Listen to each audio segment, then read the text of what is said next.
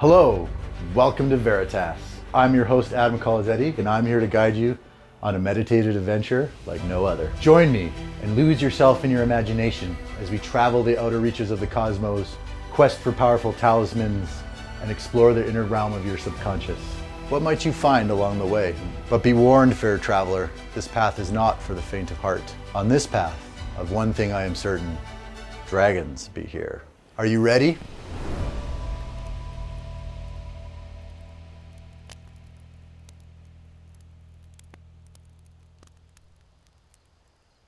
So how we're going to begin is you're going to sit comfortably, however that means to you. It could be legs crossed, could be sitting in a chair, whatever it is, sit somewhere comfortably that you feel relaxed and comfortable. And you're going to close your eyes and you're going to take 3 deep breaths. Deep breath in, count to 4. Deep breath out, count to 4.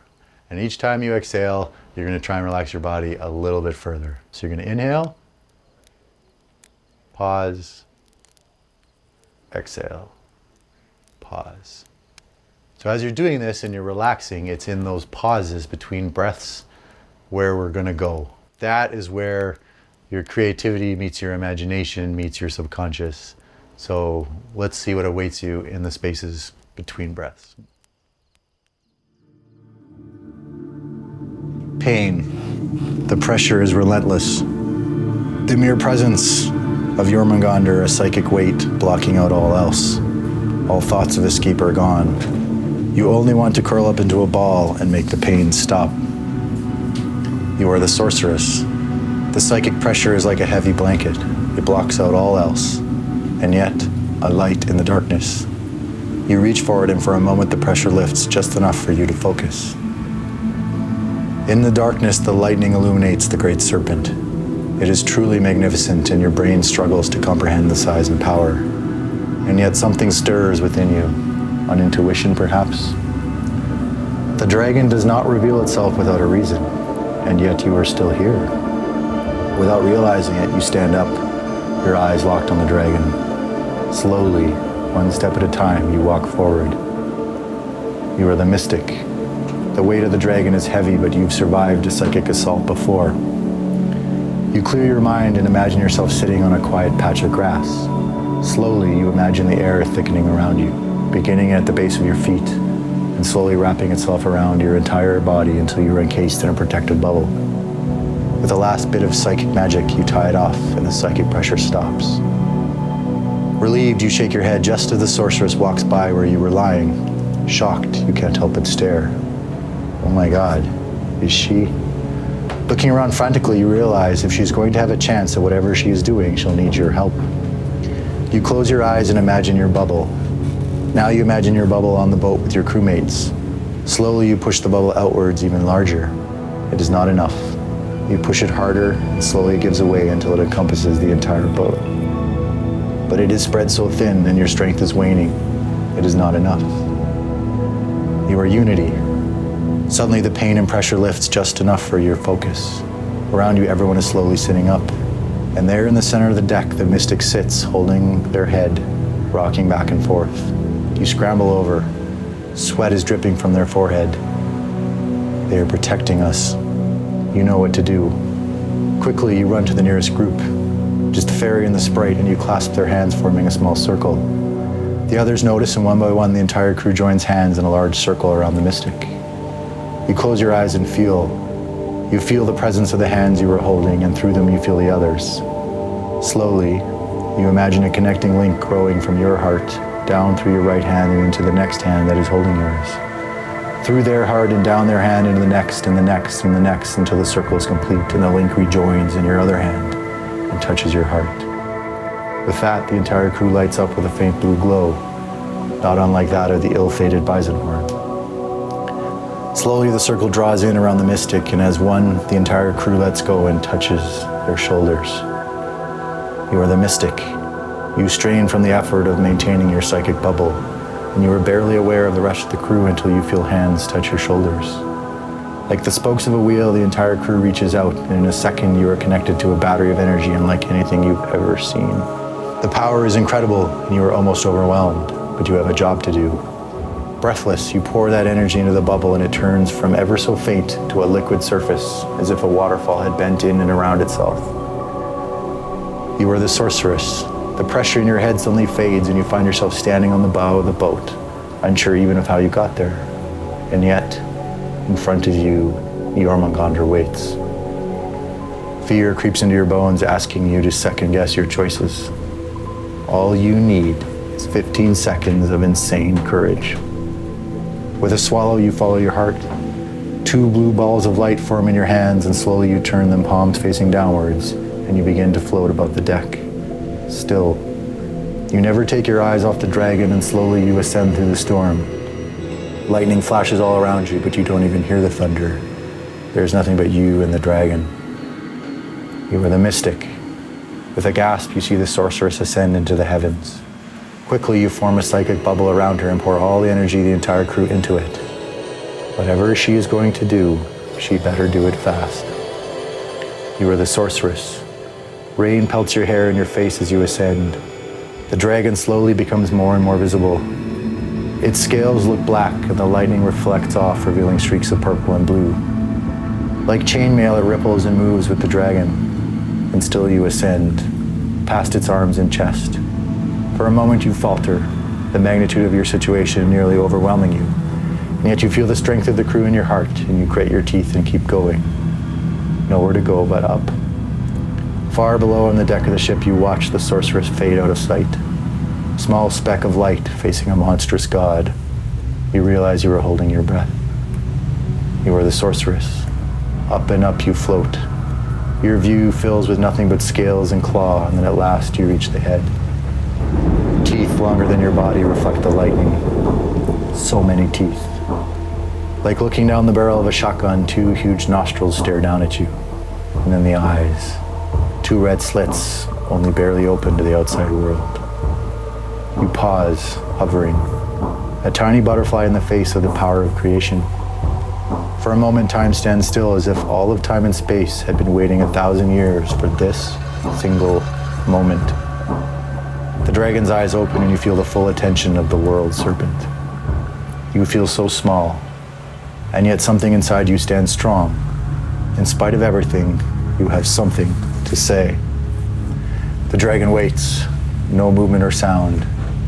You can feel its hot breath on you as it causes the rain on your body and around you to hiss and evaporate, giving you a ghostly, almost supernatural look as you float in the rain. Magical light shining from your hands and steam rising to meet the storm around you. You wet your tongue, panic setting in. Finally, in a small voice, you say, "I am, you dare speak." A voice sounds inside your head, powerful and dangerous. "I am life as I am death. I am all the seas and sky. I hold the fate of the world in my hand. I am destiny." You tremble as the dragon's hot breath scorches the air around you. The words echo in your mind, and yet the dragon has still done nothing. "Jormungandr," your lips barely whisper. You wet your lips and gather yourself. "Jormungandr.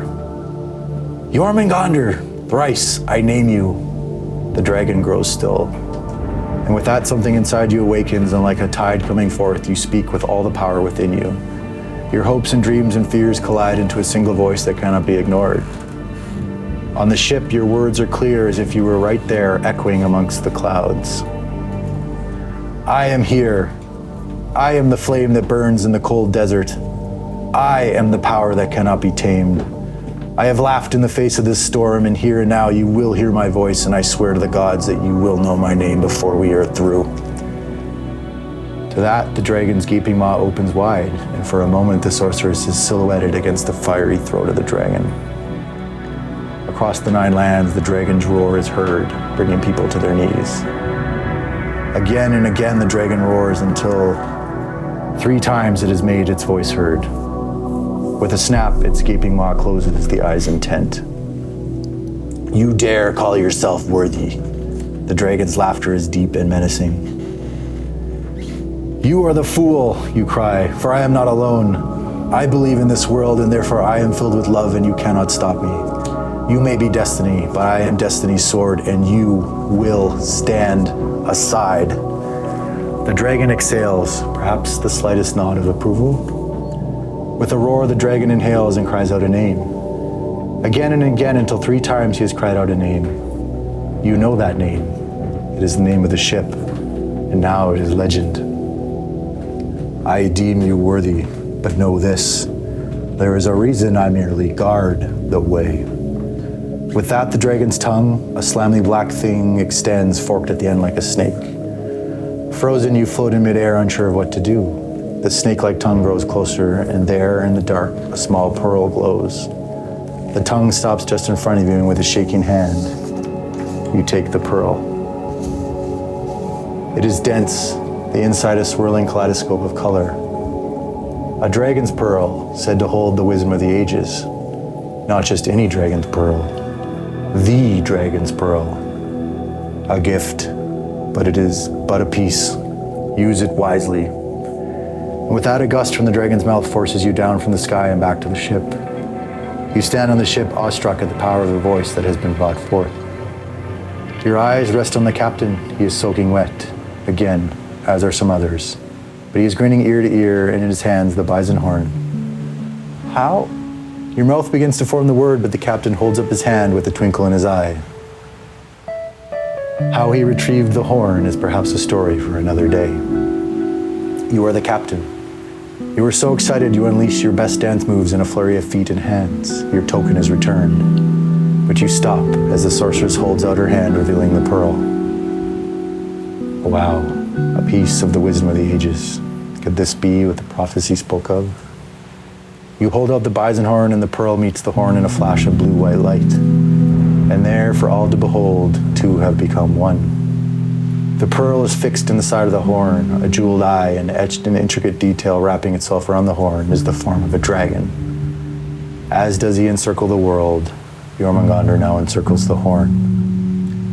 Beyond the ship, the clouds swirl, gathering speed as they begin to spin above the gigantic form of Jormungandr. With a final roar, he descends beneath the waves, pulling the storm with him, a funnel of dark clouds and lightning disappearing beneath the waves. For a moment, it is disorienting as the night sky is once again clear. Light from a trillion stars shining down upon the crew. But peace is short-lived, as reality itself seems to contort along the horizon. Like a veil being lifted, you pass into the heart of the matter, and there you see the end of the world itself. The deafening roar of water falling off the world's end reaches your ears, and you behold the end of all things. Here, the ocean itself pours off this world into nothingness in one large, violent torrent of water. Beyond that, there is nothing but the stars, and there, amongst the endless beauty, a scar seared into the fabric of space and time. A gaping wound in reality, it hangs beyond this world, threatening to consume it. It is as beautiful as it is dangerous, and you are so captivated by its beauty that for a moment you fail to realize your end is at hand, for the ship drifts ever closer to the edge. You are the navigator. The stars called you louder than they ever have before. The endless roar of the waterfall tries to drown them out, but you hear them. No, you feel them. Your heart stirs, and for a moment you are filled with hope. You don't know why, but you know you will answer their call. Then the captain is there, his eyes meet yours, and the jeweled bison horn is thrust into your hand. Your hands grasp the horn, and the captain's eyes are the last thing you see before the boat is hurtling over the edge of the waterfall.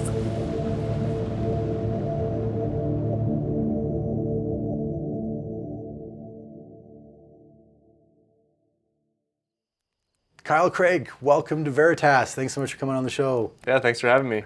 It's been super fun. Here at Veritas, we talk about truth. Whose truth? Well, hopefully your truth. And if you didn't catch the preceding episodes, it's a adventure or on a pirate ship. There's lightning, there's fire, there's whirlpools, and now there's dragons. So we're going to talk about the dragon. But first, let's grab a card and see what comes. Boar. Face your problems head on with confidence and courage, and you will emerge victorious. There you go. Seems very fitting. Very fitting. But, all right, what'd you think? We're on episode 4 now. How was that for you? Yeah, so like 2 words really stuck in my mind throughout this reading. And so the first one was togetherness. There was this feeling of togetherness where they're joining hands, and even I believe it's the sorcerer who is kind of, or the mystic who is kind of in their own headspace, and they don't even realize this togetherness is happening until the hand touches their shoulder, and there's a confidence that comes through with that togetherness. And then as the sorcerer is facing this dragon, there's this question of worthiness. Like, am I actually worthy to be here? Am I worthy enough to take on this challenge? And that was really powerful. I really love the idea, so the togetherness, this idea of everyone coming together, right? Like, the sorcerer, they're doing something crazy, but we got you, like, what do you need, right? Yeah. And then they all sort of come together. But then I love this idea of, like, finding your voice with the worthiness, right? It's kind of like, sometimes you feel like you have a small voice, like what you say doesn't matter, or you can't make a difference or whatever. But here's, even in the physical size, right? This tiny little speck of a person against this, like, gigantic thing in the rain, and it's terrifying. And I think we've all felt that way, right? In life, where you're facing something, or maybe you're even just in a room where you're like, I just don't know if I belong here. And the sorcerer kind of has to come to terms with and step into that confidence of, no, I'm here for a reason. There's a reason I'm here right now. And with that, I feel like the sorcerer is able to, at least from what I take from it, they're able to then step into that and find their voice. Right? Even with, issues like depression or other anxiety or other mental health issues, it can feel like this oppressive, unstoppable thing. Yeah. Right? And then, they find their voice. And they say, no, you listen. Right? Yeah. And I just love this idea because the juxtaposition is kind of ridiculous. Right? It's like so over exaggerated. Yet here you are, your voice is as loud, if not louder, than this creature. Yeah, and it's a really nice kind of symmetry that you paint there with life and, like, depression and anxiety, because those things they feel like kind of like this story, like, it just keeps happening and happening and happening, and how do you overcome that? And I think a lot of times it is finding that voice of, like, worthiness, and I'm here for a reason, there's a purpose behind this, and that's pretty powerful. And I think, to start it off, she, like, names, in this case, Jormungandr 3 times, right? So she's, like, naming him, right? It's like, I see you, right? Like, whatever is in front of you, whatever that fear is, you're looking at it, right? I think so often we're running on this, this treadmill or this hamster wheel, and we're doing everything but look at the problem. Yeah. Right? Or the emotion. Yeah. Right? Yeah. Yeah, that resonates a lot too. It's just naming even the emotion that you're feeling at that time, even though it seems daunting, it seems overwhelming, and all we want to do is just get past it. It's like to call it out and to name it sometimes gives us that purpose, gives us that sense of belonging to be in that situation. And power, right? There's power in a name. Yeah, I love that idea that somebody so small could all of a sudden realize that they have all the power in the universe. Yeah, and then you almost get a sense that the dragon, there's a sense of respect that comes with that. Yeah. Right? They're like, oh, it's like, almost like, oh, damn. Yeah, kind of like, cool. I was waiting for someone to finally, like, yeah, like, say my name or call my name or be worth my time. Yeah, step up to my level almost. Yeah, exactly. Yeah. Right? It's like the universe puts these obstacles in front of you sometimes, and it's like the obstacle is the way, right? Like you're trying to rise you to the occasion, Yeah, absolutely. So, okay. Well, we're going to get into the finale now, because of course then the dragon disappears and boom, we're at the end of the world and it's flowing off into the universe. But we're back to that kind of scar, that tear in the universe, which is probably what we're here to address in the first place, right? So, all right. Can't wait. Yeah, let's get into it. Join me each week as a new chapter unfolds. What worlds will we explore next? What gods and monsters will we find? What part of yourself will awaken? Only one way to find out.